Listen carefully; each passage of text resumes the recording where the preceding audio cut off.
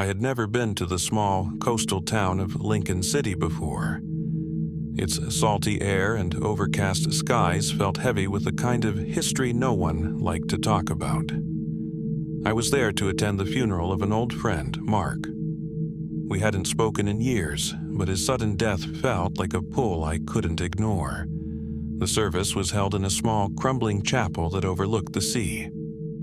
A few locals murmured about how strange it was that Mark had been found at the cliffs, his footprints leading to the edge, but none returning. After the service, I found myself unable to leave. Something about the cliffs called to me, like unfinished business. I decided to walk there alone, the grass damp and slick under my shoes. The wind was sharp, carrying the distant sound of crashing waves. As I approached the edge, I noticed something strange. There, in the wet soil, were footprints, deep and fresh. They matched the description from the funeral, leading right up to the precipice. I stood frozen, staring at them, when a voice whispered, "Don't look down." I spun around, but no one was there.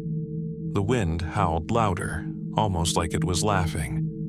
Against my better judgment, I looked over the edge. At first, I saw nothing but the jagged rocks below.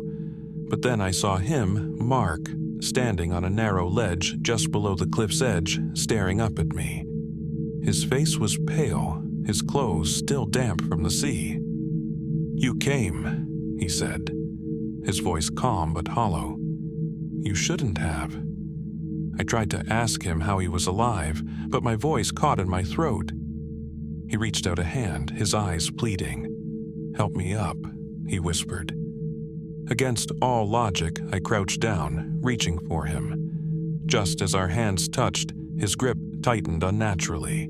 His face twisted into a grin, too wide for his face.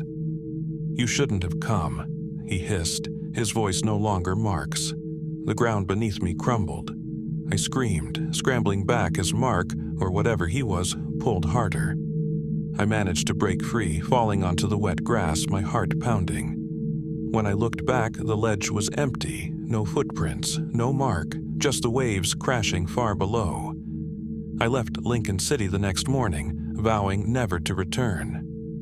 But sometimes, in the dead of night, I hear his voice, soft and pleading. "You shouldn't have come." And every time I do, the sound of the ocean follows, no matter how far I am from the shore.